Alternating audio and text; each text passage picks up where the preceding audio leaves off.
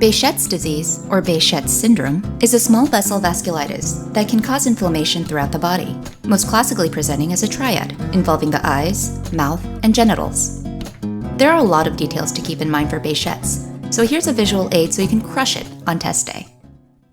Ugh, my head is killing me. Wait, where am I? Last thing I remember was going to the bar with some buddies and then nothing. Remind me never to drink again. I'm in a hotel room with sumptuous bed sheets. Let these bed sheets remind you of Behcet's. Bed sheets, Behcet's, easy. These bed sheets are so soft. I wonder where they're from. Oh, it looks like these bed sheets are made of 100% Turkish cotton. Aren't the best fabrics always made of Turkish or Egyptian cotton? Regardless, these bed sheets are super soft, since I always make sure that my bed sheets are of the highest Eastern Mediterranean quality. Let these Turkish Behcet's, bed sheets, remind you of the fact that Behcet's disease is commonly seen in people of Turkish or Eastern Mediterranean descent. Well, I can't stay in bed all day. I guess I'll just get up and... Ew, nasty. What is this puddle doing here? I guess room service hasn't gotten around to cleaning it up yet. The suspicious small puddle of liquid should help you remember that Behcet's is a small vessel vasculitis. Small vessels or bodies of liquid are our recurring symbol for small vessels. And this puddle left from last night is definitely a small amount of liquid. Speaking of this puddle, take a look at... Oh, wait. Don't look there. Yeah, that's my underwear. I wonder why there are holes ripped in this one, though. Ugh, I can't remember anything from last night. Anyways, this holey underwear should remind you of genital ulcers, because the holes look a little bit like punched-out ulcers, don't they? Think of my tattered, ripped pair of underwear to recall that genital ulcers are a common finding in Behcet's disease. Alright, so I found my underwear, but where are my pants? Oh, there they are. How'd they end up hung up over that tree? I hope they do dry cleaning at this hotel. Anyways, notice specifically how the tree makes my red pants look lumpy. And you know what lumpy red legs make me think of?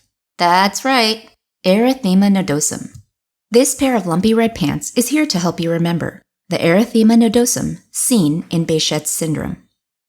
Erythema nodosum is an inflammatory process characterized by large, painful red bumps underneath the skin. These are usually found on the shins or legs and result from inflammation of fat under the skin. Because small vessels also supply the fat layer, right? Just remember my lumpy red pants to remember the lumpy red nodules seen in Behcet's syndrome. Now that we're already here, we might as well talk about that tree. Notice how this tree looks kind of Y-shaped, like an antibody. The antibody shape of this tree is here to remind you of autoimmune hypersensitivity. And the tree helps me remember the number 3. Get it?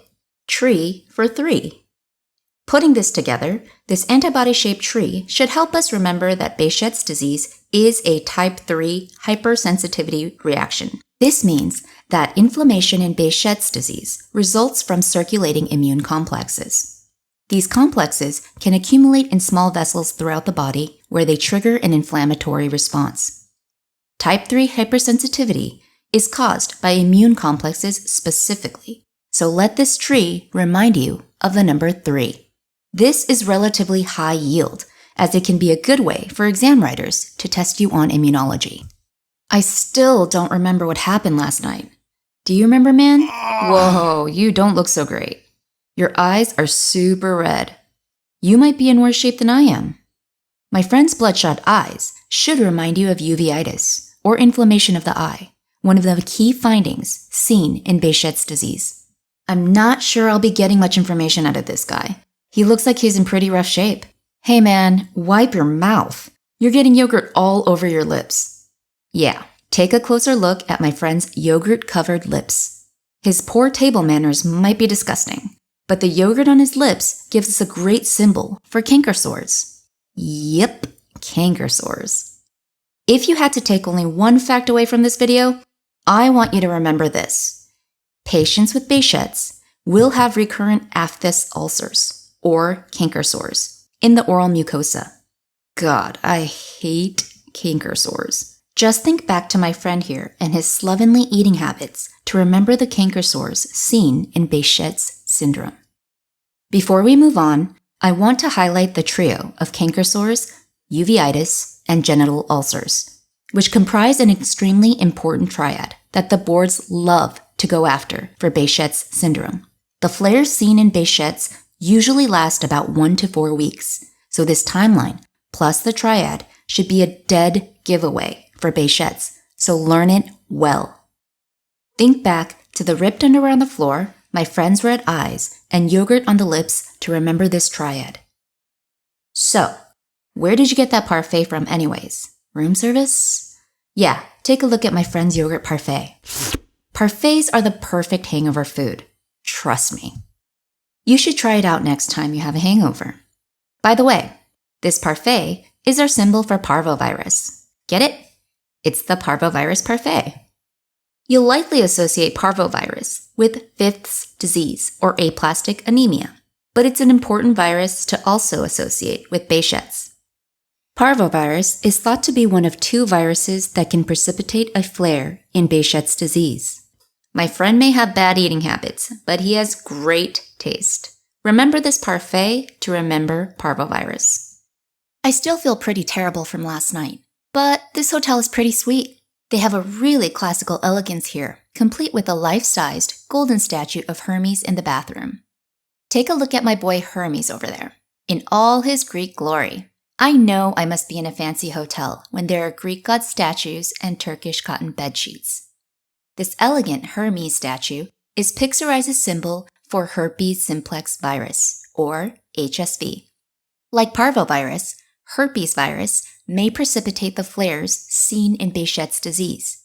This can be tricky on the test day, since HSV alone can cause genital or oral ulcers. So, it's the constellation of symptoms seen in Behcet's that becomes very important to get the diagnosis right. Got that? Finally, I think I've got it all figured out. So that's what happened last night. Give me that photo there.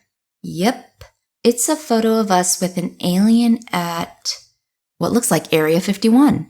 Maybe that's the name of the new alien-themed nightclub. Regardless, this picture of Area 51 is a great symbol to help you remember that Behcet's disease is associated with HLA-B51. Area 51 for HLA-B51. Got it? I definitely don't remember partying with any aliens, but I'm glad my camera caught the picture. Kids, stay away from Area 51, and remember, Behcet syndrome is associated with HLA-B51. Even after all these clues, I'm still not much closer to piecing together what happened to us last night. We must have partied a little too hard. However, I did learn a ton about Behcet's disease, so let's sum it up. Behcet's disease, also known as Behcet syndrome, is a small vessel vasculitis characterized by a triad of recurrent genital ulcerations, uveitis, and aphthous oral ulcers, predominantly seen in individuals of Turkish or Eastern Mediterranean descent. These flares can generally last 1 to 4 weeks and may be accompanied by erythema nodosum, or painful nodular eruptions on the shins and legs. Behcet's may be precipitated by parvovirus or herpes simplex virus, and is a type 3 hypersensitivity reaction largely associated with HLA-B51. Next time you check into a swanky hotel room and order a parfait, think back to this image and you'll be as golden as Hermes here for any question about Behcet's disease on test day. Until next time.